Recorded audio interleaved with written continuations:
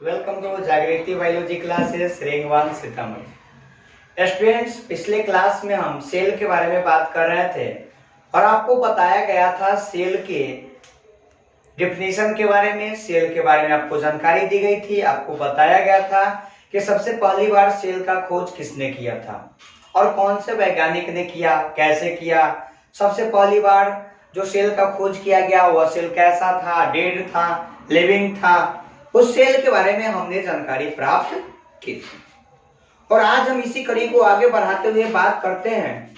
आज हम बात कर रहे हैं कि सेल के नंबर के आधार पर कोई भी जीव कितने प्रकार के होते हैं। On the basis of number of cell, on the basis of number of cell there are two types of organism. Cell के नंबर के आधार पर अगर बात किया जाए तो कोई भी ऑर्गेनिज्म दो प्रकार से होंगे। कोई ऑर्गेनिज्म है जिसका बॉडी केवल और केवल सिंगल सेल से मिलकर के बना हुआ है। अगर किसी ऑर्गेनिज्म का बॉडी सिंगल सेल से मिलकर के बना होगा तो हम कहेंगे कि उस ऑर्गेनिज्म का बॉडी सिंगल सेल से मिलकर के बना हुआ है, तो उस ऑर्गेनिज्म को यूनिसेलुलर के नाम से जाना जाएगा। एक सेल से मिलकर के बना होगा, एक कोशिकीय, यूनिसेलुलर कहा जाएगा। वैसे ऑर्गेनिज्म जिसका बॉडी एक से ज्यादा सेल से मिलकर के बना होता है उसे मल्टी सेलुलर ऑर्गेनिज्म के नाम से जाना जाता है। तो on the basis of number of cell, on the basis of number of cell there are two types of organisms. जीव दो प्रकार के होते हैं कोशिका के संख्या के आधार पर। किसके आधार पर बात कर रहे हैं हम?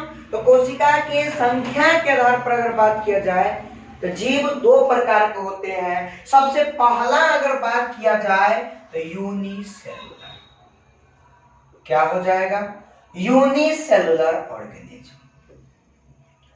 अब ध्यान दीजिए, यूनिसेलुलर ऑर्गेनिज्म का मतलब होता है एक कोशिकीय जीव। क्या कह दिया जाएगा? एक कोशिकीय जीव के नाम से जाना जाएगा। किस नाम से जाना जाएगा?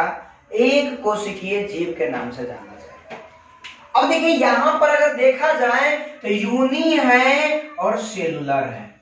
यूनी का मतलब अगर बात किया जाए तो वन होगा, यहां पर सेलुलर से सेल होगा और ऑर्गेनिज्म होगा। क्या होगा कि नहीं होगा? तो यहां पर यूनी हो गया, सेल हो गया, ऑर्गेनिज्म हो गया। मतलब कि वह ऑर्गेनिज्म जिसका बॉडी वन सेल का बना होगा, वह ऑर्गेनिज्म जो वन सेल का बना होगा, वह ऑर्गेनिज्म जो वन सेल का बना होगा उसी को यूनिसेलुलर कहा जाएगा।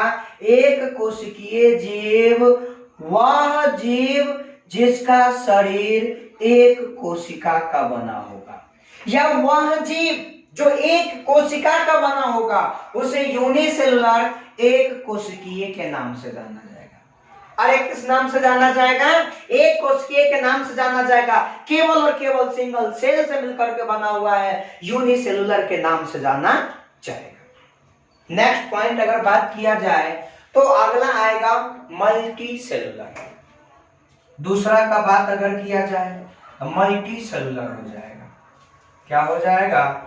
Multi cellular organism. किसका बात कर लिया जाए? Multi cellular organism. हिंदी में अगर बात किया जाए बहुकोशिकीय जीव के नाम से जाना जाएगा। अरे किस नाम से जाना जाएगा? बहुकोशिकीय जीव के नाम से जाना जाएगा। मल्टी सेलुलर ऑर्गेनिज्म के नाम से जाना जाएगा। मल्टी का मतलब अगर बात किया जाए तो मेनी। मल्टी का मतलब क्या होगा? मेनी हो जाएगा। मेनी मतलब अनेक, सेलुलर मतलब सेल।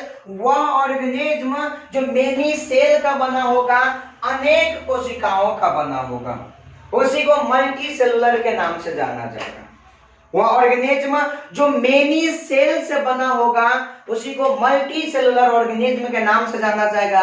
हिंदी नाम देखिएगा तो कहता है बहु कोशिकीय जीव। बहु मतलब बहुत। अरे बहु का मतलब क्या होगा? बहु होगा। कोशिकीय मतलब कोशिका का बात किया जा रहा है, बहुत कोशिका का बना होगा। वह जीव जो बहुत कोशिकाओं का बना, कोशिकीय जीव। देखिए बहु का मतलब बहुत होता है, कोशिकीय मतलब कोशिका, जीव वह जीव जो बहुत कोशिकाओं का बना होगा। वह जीव जो बहुत कोशिकाओं का बना होता है उसे बहुकोशिकीय के नाम से जाना जाता है। एगो बहु का मतलब सास बहु वाला भी होता है, तो सास बहु वाला बहु यहाँ नहीं है। ये बहु का मतलब यहाँ पर बहुत हो जाएगा। बहु का मतलब क्या होगा? बहुत होगा कि नहीं होगा? वह जीव जिसका शरीर बहुत कोशिकाओं का बना होगा उसे बहुकोशिकीय जीवों के नाम से जाना जाएगा। किस नाम से जाना जाएगा? बहुकोशिकीय जीवों के नाम से जाना जाएगा। ठीक, अब इसके बाद हम बात करें बहुकोशिकीय के बाद, तो इसका डिफिनीशन हमको बात करना है कि एक कोशिका का डिफिनीशन क्या होगा, बहुकोशिकीय का डिफिनीशन क्या होगा। तो चलिए हम दोनों के डिफिनीशन का बात कर लेते हैं कि एक कोशिका का डिफिनीशन क्या होता है और बहुकोशिकीय का डिफिनीशन क्या होता है। तो चलिए हम बात करते हैं, इसको रफ कर देते हैं। आप लोग इसको लिख लीजिएगा और एक एक करके दोनों का डिफिनीशन हम लिखा देते हैं आपको, एक एक करके दोनों का परिभाषा आपको लिखा दिया जा रहा है।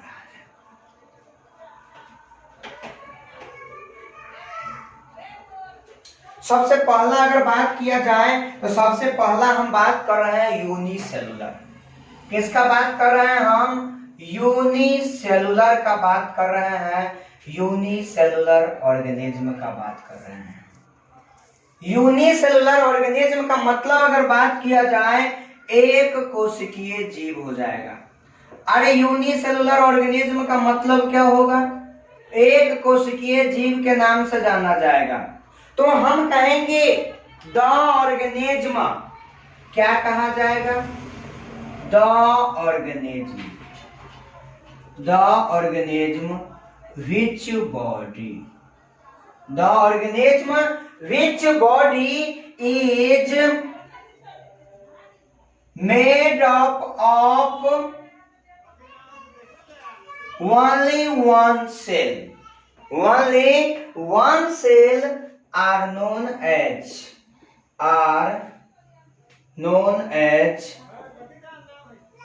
unicellular organism, are known as unicellular organism. The organism वह जीव, which body जिसका शरीर, is made up of बना होता है, only one cell केवल एक कोशिकाओं का, are known as कहा जाता है यूनिसेलुलर ऑर्गेनिज्म। इसे क्या कहा जाता है? यूनिसेलुलर ऑर्गेनिज्म, एक कोशिकीय जीव के नाम से जाना जाता है। तो हिंदी में आप लोग डिफिनेशन लिख लीजिएगा, वह जीव जिसका शरीर एक कोशिकाओं का बना होता है, वह जीव जिसका शरीर केवल और केवल एक कोशिकाओं का बना होता है उसे एक कोशिकीय जीव कहते हैं। हो गया। अब बात कर लेते हैं इसके एग्जाम्पल के बारे में। अब यह जो यूनिसेलुलर है, यूनिसेलुलर के एग्जाम्पल का बात अगर किया जाए, अमीबा, क्या हो जाएगा? अमीबा। उसके बाद क्या होगा? पैरामीशियम, अमीबा होगा, पैरामीशियम हो जाएगा, अमीबा, पैरामीशियम, यूग्लिना, क्या होगा? यूग्लिना। यूग्लिना के बाद अगर बात किया जाए ईस्ट, क्या हो जाएगा? ईस्ट हो जाएगा। और बात किया जाए प्रोटोजोआ हो जाएगा। अरे क्या हो जाएगा? प्रोटोजोआ होगा कि नहीं होगा? आगे और एग्जाम्पल का बात करें तो हम कह देंगे क्लेमाइडोमोनास, क्या कह दिया जाएगा? क्लेमाइडोमोनास के नाम से जाना जाएगा, क्लेमाइडोमोनास। इसके बाद अगला बात करें तो क्या हो जाएगा? अमीबा हो गया, पैरामीशियम हो गया, यूग्लिना हो गया, ईस्ट हो गया, प्रोटोजोआ हो गया, क्लेमाइडोमोनास हो गया। उसके बाद नेक्स्ट बात करें बैक्टीरिया, क्या हो जाएगा? बैक्टीरिया का हिंदी हो जाएगा जीवाणु। फिर इसके बाद बात करें बैक्टीरिया के बाद तो हम कह देंगे माइकोप्लाज्मा। क्या हो जाएगा? माइकोप्लाज्मा। अरे क्या हो जाएगा? माइकोप्लाज्मा ईटीसी हम बात करते हैं। तो यहां पर अगर बात किया जाए तो यह सब के सब यूनिसेलुलर है।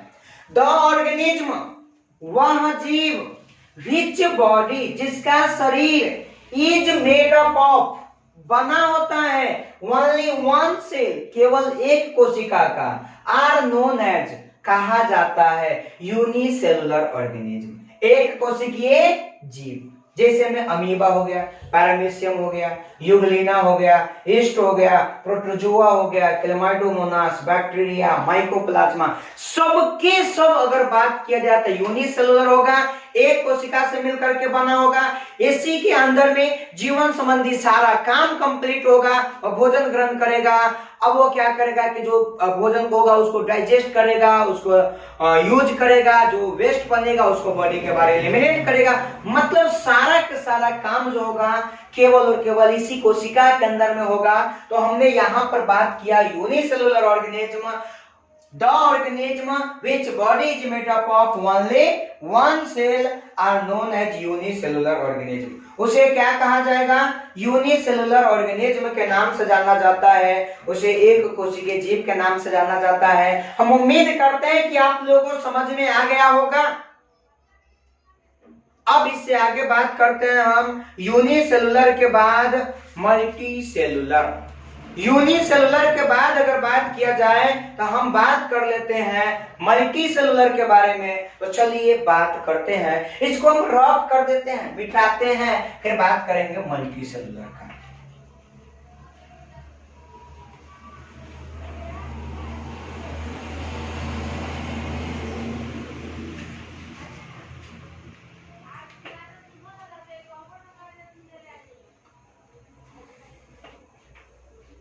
चलिए यूनिसेलुलर के बाद अगला हम पॉइंट का बात करें तो नेक्स्ट पॉइंट आता है मल्टीसेलुलर। किसका बात कर लिया जाए तो मल्टीसेलुलर ऑर्गेनिज्म का बात हम कर लें। मल्टीसेलुलर ऑर्गेनिज्म की अगर हिंदी में बात किया जाए तो बहुकोशिकीय जीव हो जाएगा। क्या हो जाएगा? बहुकोशिकीय जीव। अब देखिए बहुकोशिकीय के बारे में बात किया जाए तो वह जीव जिसका बॉडी एक से ज्यादा सेल से मिलकर के बना होगा उसे क्या कहा जाएगा? मल्टीसेलुलर के नाम से जाना जाएगा, उसे बहुकोशिकीय जीवों के नाम से जाना जाएगा। वह जीव the organism which body is made up of more than one cell, तो हम कहेंगे the organism. The organism which body is made made up of more than one cell are known as multicellular। क्या कहा जाएगा इसको? Multicellular organism के नाम से जाना जाएगा। वह जीव जिसका शरीर एक से ज्यादा कोशिकाओं का बना होता है। द ऑर्गेनिज्म वह जीव विच बॉडी जिसका शरीर इज मेड अप ऑफ बना होता है मोर देन वन सेल एक से ज्यादा कोशिका से आर नोन एज उसे कहा जाता है मल्टीसेलुलर ऑर्गेनिज्म। बहुकोशिकीय जीवों के नाम से जाना जाता है। डेफिनेशन लिख लीजिएगा आप लोग हिंदी में। वह जीव जिसका शरीर एक से ज्यादा कोशिका का बना होता है। वह जीव जिसका शरीर एक से ज्यादा कोशिका का बना होता है उसे बहुकोशिकीय जीव कहते हैं। जैसे कि बात कर लिया जाए या जो मल्टीसेलुलर होगा इसके एग्जांपल का बात करिए तो बताइए ह्यूमन मनुष्य का बात करें मल्टीसेलुलर होगा कि नहीं होगा? बताइए एनिमल होगा कि नहीं होगा? जो भी एनिमल है सब के सब कैसा होगा? मल्टी सेलुलर होगा। प्लांट होगा कि नहीं होगा? अब बात कर ले यहां पर किसके बारे में? प्लांट का बात करें, पादप का बात करें, फंजाई का बात करें, मतलब कवक का बात करें। बताइए यह सब जो है यूनिसेलुलर के मल्टी सेलुलर? तो सब के सब अगर बात किया जाए तो मल्टी सेलुलर होगा। अब देखिए यूनिसेलुलर और मल्टी सेलुलर के बारे में, किसके बारे में बात किया जाए? तो यूनिसेलुलर और मल्टी सेलुलर के बारे में बात किया जाए तो यूनिसेलुलर और मल्टी सेलुलर किसका बात करें हम? तो हम बात करें यूनिसेलुलर मल्टी सेलुलर में, तो जो हमें खुली आंखों से दिखाई दे रहा है सारा के सारा मल्टी सेलुलर।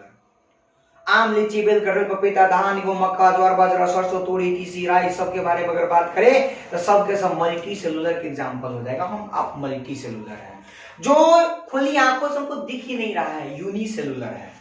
हो सकता है कि कुछ कम सेल से मिलकर के बना होगा, मल्टी सेलुलर होने के बावजूद भी तो हमको खुली आंखों से दिखाई नहीं भी दे सकता है। तो यूनिसेलुलर और मल्टी सेलुलर के बारे में हमने बात किया। हम उम्मीद करते हैं कि यहां तक आपको समझ में आ चुका होगा। अब इससे आगे हमको बात करना है यूनिसेलुलर और मल्टी सेलुलर के बाद एक नेक्स्ट टॉपिक हम बात करते हैं on the basis of origin. On the basis of origin there are two types of cell. Origin के आधार पर कोशिका दो प्रकार के होता है, उत्पत्ति के आधार पर कोशिका दो प्रकार के होता है। सबसे पहला बात किया जाए तो प्रोकैरियोटिक और उसके बाद बात करें यूकैरियोटिक। प्रोकैरियोटिक और यूकैरियोटिक होगा on the basis of origin. कैसे होगा चलिए बोर्ड पर समझते हैं।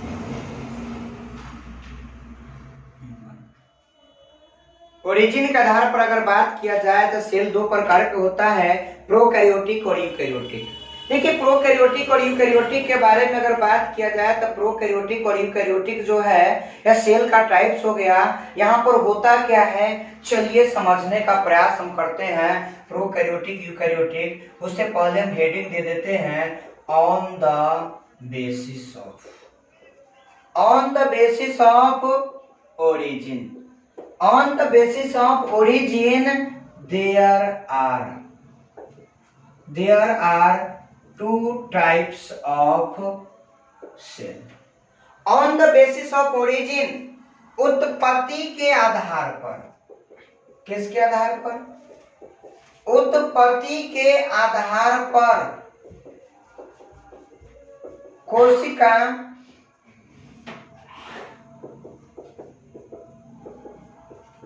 दो प्रकार के होते हैं। On the basis of origin, origin उत्पत्ति के आधार पर अगर बात किया जाए तो कोशिका कितना प्रकार के होगा? दो प्रकार के होगा। सबसे पहला प्रकार का बात अगर किया जाए तो प्रोकैरियोटिक सेल होगा। सबसे पहला प्रकार क्या हो जाएगा? प्रोकैरियोटिक सेल होगा कि नहीं होगा? और उसके बाद अगर बात किया जाए तो यूकैरियोटिक सेल। सबसे पहला प्रकार का बात अगर किया जाए तो प्रोकैरियोटिक सेल होगा, प्रोकैरियोटिक कोशिका होगा। अरे क्या होगा? प्रोकैरियोटिक कोशिका के नाम से जाना जाएगा। और दूसरा प्रकार का बात अगर किया जाए तो यूकैरियोटिक सेल हो जाएगा। कौन सा सेल होगा? यूकैरियोटिक सेल होगा कि नहीं होगा? तो यहां पर बात कर लिया जाए तो यूकैरियोटिक कोशिका के नाम से जाना जाएगा। किसके आधार पर हम बात कर रहे हैं? तो हम बात कर रहे हैं यहाँ पर ओरिजिन के आधार पर। ओरिजिन का मतलब हुआ उत्पत्ति, पहले कौन आया बाद में कौन आया, इस आधार पर अगर बात किया जाए तो सेल के दो टाइप्स हैं। सेल के कितने प्रकार हैं? दो प्रकार हैं, एक है प्रोकैरियोटिक और दूसरा का बात किया जाए तो यूकैरियोटिक। पहला प्रकार का बात अगर किया जाए तो प्रोकैरियोटिक होगा और दूसरा प्रकार होगा यूकैरियोटिक। देखिए बायोलॉजी में दो चीज हमेशा याद रखिएगा, एक कोई भी वर्ड लिखा है उस वर्ड का क्या मतलब है, और एक दूसरा का बात करें तो टर्मिनोलॉजी, मतलब कोई भी शब्द लिखा है उस शब्द का क्या शब्द क्या है उसका मतलब, और एक डायग्राम। तो दो चीज बताएं, एक डायग्राम और एक शब्द का मतलब। दोनों अगर आपको अच्छे से समझ में आ गया, बायोलॉजी आपको अच्छे से समझ में आ जाएगा। यहां पर देखिएगा प्रोकैरियोटिक जो है दो शब्दों के मिलने से बना हुआ है। एक शब्द है प्रो और दूसरा का बात किया जाए कैरियो। एक हो गया प्रो, एक हो गया कैरियो, और यहां पर लिखा हुआ है सेल। देखिए प्रो का मतलब अगर बात किया जाए तो प्रो का मतलब होगा प्रिमिटिव। प्रो का मतलब अगर बात किया जाए प्रिमिटिव होगा, और कैरियो का मतलब अगर बात किया जाए न्यूक्लियस हो जाएगा। मतलब यहां पर बात किया जाए वह सेल जिसका न्यूक्लियस प्रिमिटिव होगा, वह सेल जिसका न्यूक्लियस प्रिमिटिव होगा उसी को प्रोकैरियोटिक सेल कहा जाएगा। अगर हम प्रोकैरियोटिक सेल का एक्चुअल मीनिंग जानना चाहें तो यहां पर आएगा कि वह सेल जिसका न्यूक्लियस प्रिमिटिव होगा उसी सेल को क्या कहेंगे, प्रोकैरियोटिक कहेंगे। प्रिमिटिव का मतलब होता है प्राचीन, प्रिमिटिव का मतलब प्राचीन होगा, पुराना होगा, या फिर बात किया जाए तो पहले वाला। प्राचीन, पुराना, पहले वाला, और न्यूक्लियस का हिंदी अगर बात किया जाए तो केंद्रक। हम कहेंगे वह सेल, सेल की हिंदी अगर बात किया जाए तो कोशिका, सेल का हिंदी होगा कोशिका। वह कोशिका जिसका केंद्रक प्राचीन पुराना होगा उसे प्रोकैरियोटिक के नाम से जाना जाएगा। यहां पर बात कर ले यूकैरियोटिक, यू और कैरियो से मिलकर के बना होगा। यू और कैरियो का बात किया जाए और यहां पर हो गया सेल। यू का मतलब अगर बात किया जाए तो ट्रू होगा, और कैरियो का मतलब अगर बात किया जाए तो न्यूक्लियस होगा। ट्रू का मतलब होगा वास्तविक, ट्रू का मतलब क्या होगा, वास्तविक, और न्यूक्लियस के मतलब अगर बात किया जाए तो केंद्रक, और सेल का मतलब बात किया जाए तो कोशिका। हम कहेंगे कि वह सेल जिसका न्यूक्लियस वास्तविक है उसी को यूकैरियोटिक के नाम से जाना जाएगा। देखिए यहां पर हम बात कर रहे हैं प्रोकैरियोटिक और यूकैरियोटिक के बारे में। तो प्रोकैरियोटिक का मतलब हुआ कि वह सेल जिसका न्यूक्लियस प्रिमिटिव होगा, प्राचीन होगा, पुराना होगा, पहले वाला होगा, उसे प्रोकैरियोटिक कहा जाएगा। और जिसका क्या होगा, ट्रू होगा, वास्तविक होगा, कौन, न्यूक्लियस, यूकैरियोटिक कहेंगे। देखिए यहां पर इसके मीनिंग उतना अच्छे से हमको समझ में नहीं आ रहा है, तो अब चलिए दूसरा बात करें डायग्राम का। अब डायग्राम से रिलेट करके हम समझने का प्रयास करते हैं क्या कहना चाहता है प्रोकैरियोटिक और यूकैरियोटिक का मीनिंग। किसके मीनिंग का बात कर ले हम, प्रोकैरियोटिक और यूकैरियोटिक के मीनिंग के बारे में बात करें कि इसका मीनिंग कहना क्या चाहता है। देखिए यहां पर हमने एक सर्कल बनाया, आपको दिख रहा होगा यहां पर हम एक सर्कल बनाए हैं, और इस सर्कल के बारे में बात करें तो यह क्या होगा, इसी के अंदर में एक स्ट्रक्चर होगा, न्यूक्लियस होगा। अरे दिख रहा है यहां पर, यह स्ट्रक्चर है, इसी को हम न्यूक्लियस कह रहे हैं। एक यहां भी हम सेल बना दिए। हम क्या कर रहे हैं, यहां भी सेल एक बना दे, थोड़ा गोला सही से नहीं बना, चलिए दोबारा से बना दे हम। तो यहां पर देख रहे होइएगा आप कि हमने दो सर्कल बनाए, दो सेल बनाने का काम कर रहे हैं। उधर बनाए हैं प्रोकैरियोटिक, यूकैरियोटिक, और इधर बना रहे हैं हम प्रोकैरियोटिक। आप देखिए अब मीनिंग समझने का प्रयास करिएगा। यूकैरियोटिक में यह जो सेल है इसका न्यूक्लियस न्यूक्लियर मेम्ब्रेन से घिरा हुआ है, वास्तविक न्यूक्लियस है। अरे घर बना लिए, घर में दीवार बनाए नहीं करिएगा तो वास्तविक घर कभी कहाँ जाएगा। तो वही यहाँ पर न्यूक्लियस है, में दीवारें से घिरा हुआ नहीं है, वास्तविक न्यूक्लियस नहीं है, मतलब यह वास्तविक नहीं है, पुराना होगा। पुराने समय में जो बनता है, पहले जो बनता है वह सिंपल ही बनता है, नहीं बाद में होगा एडवांस होते चला जाएगा।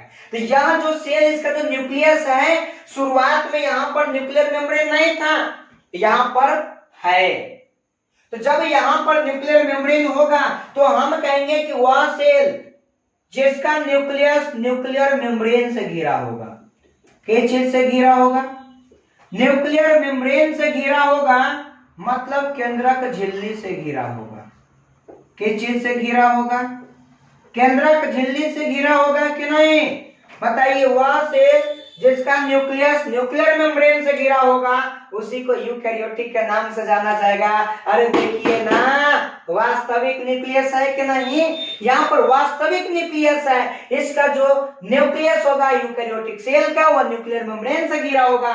जबकि प्रोकैरियोटिक सेल के बारे में बात करें तो प्रोकैरियोटिक सेल का जो न्यूक्लियस होता है यह न्यूक्लियर मेम्ब्रेन से घिरा हुआ नहीं। यहाँ पर न्यूक्लियर मेम्ब्रेन नहीं पाया जाएगा। तो यह जो है प्राचीन समय का, पुराने समय का है। तो यह पुराने समय का हुआ प्रोकैरियोटिक और नए जमाने का वास्तविक न्यूक्लियस वाला एडवांस अगर बात किया जाए तो यूकैरियोटिक हो जाएगा। तो यहाँ पर हमने प्रोकैरियोटिक और यूकैरियोटिक का बात किया। अब हम बात करते हैं प्रोकैरियोटिक और यूकैरियोटिक के डेफिनेशन के बारे में कि प्रोकैरियोटिक और यूकैरियोटिक होता क्या है। प्रोकैरियोटिक और यूकैरियोटिक के डेफिनेशन के बारे में हम चर्चा करते हैं। तो चलिए, अभी जो बोर्ड पर लिखा हुआ है उसको हम रफ कर लेते हैं, मिटा लेते हैं। मिटाने के बाद फिर से हम बात करते हैं प्रोकैरियोटिक और यूकैरियोटिक के बारे में। इसको रफ करें, चलिए रफ किया जाए। आप लोग इसको लिख लीजिएगा अच्छे से, और साथ के साथ आप लोग लिखते भी रहिएगा, पढ़ते भी रहिएगा, अच्छे से मेहनत करते रहिए। मेहनत का ही जीत होता है।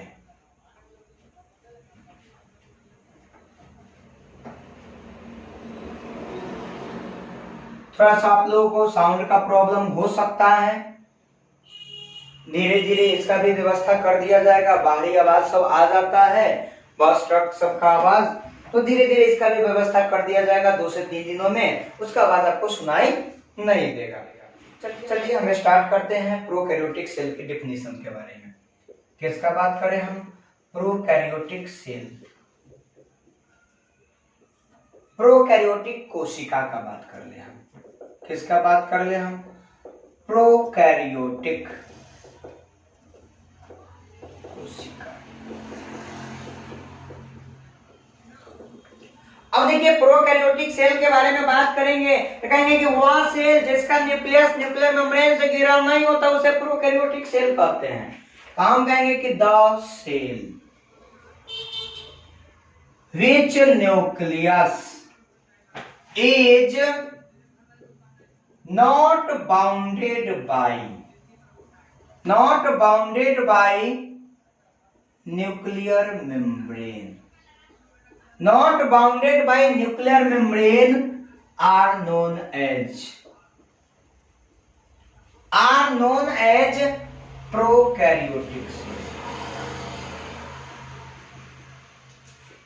are known as prokaryotic cell। वह सेल जिसका न्यूक्लियस न्यूक्लियर मेम्ब्रेन से घिरा नहीं होता है उस सेल को प्रोकैरियोटिक सेल के नाम से जाना जाता है। एग्जाम्पल का बात करें तो बैक्टीरिया, क्या हो जाएगा? बैक्टीरिया। बैक्टीरिया जो हो जाएगा प्रोकैरियोटिक सेल का एग्जाम्पल होता है। द सेल वह कोशिका विच न्यूक्लियस जिसका केंद्रक is not bounded by nuclear membrane, केंद्रक झिल्ली से घिरा नहीं होता है, are known as prokaryotic cell, उसे प्रोकैरियोटिक सेल कहा जाता है। एग्जाम्पल होगा बैक्टीरिया, जीवाणु। हिंदी में डिफिनेशन लिख लीजिएगा, वह कोशिका जिसका केंद्रक झिल्ली से घिरा नहीं होता है उसे प्रोकैरियोटिक सेल कहते हैं। नेक्स्ट डिफिनेशन का बात कर ले हम यूकैरियोटिक सेल का। किसका बात कर ले हम? यूकैरियोटिक सेल का बात कर ले कि यह यूकैरियोटिक सेल होता क्या है।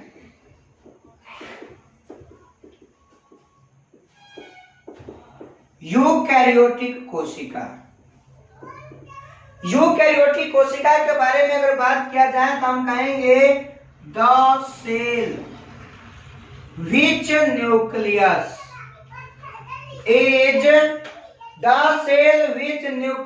is bounded by